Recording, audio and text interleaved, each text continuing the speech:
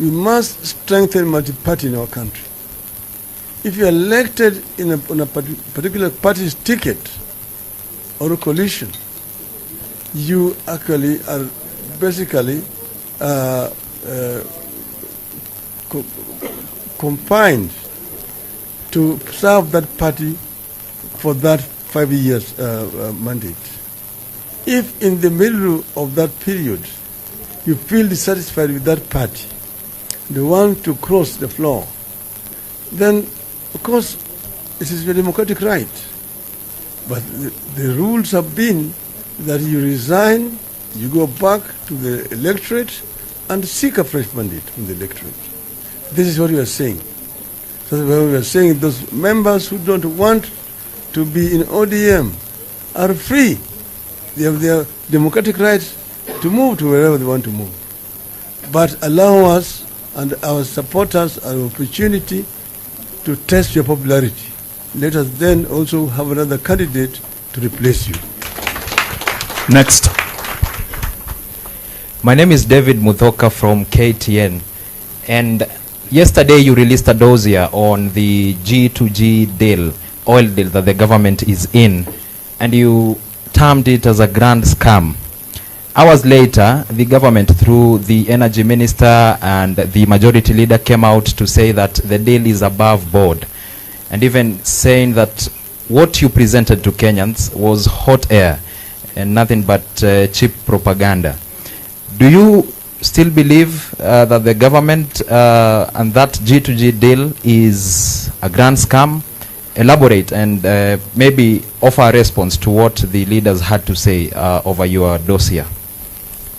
Well, I don't know whether those people who responded had an opportunity to read what I had said, because it was a very comprehensive statement which gave clear facts, and I challenged the government to contradict what I had said.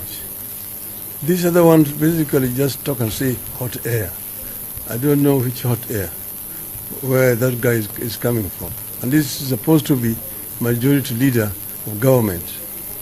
I think, the matter was directed at the executive, not at the legislature. So it is not work of Mr. Chungwa to respond.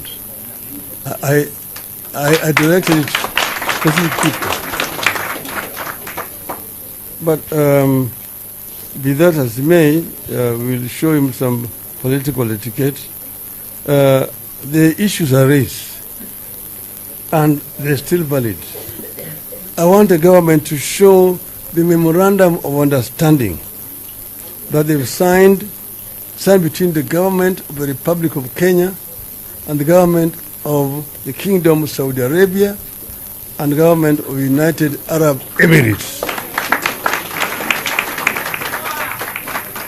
Not signed between the Minister for Energy and the CEO of Aramco, just a company. That G2G, because they call this G2G. G2G means that it's an agreement between those governments and Kenya government. Let us see that MOU.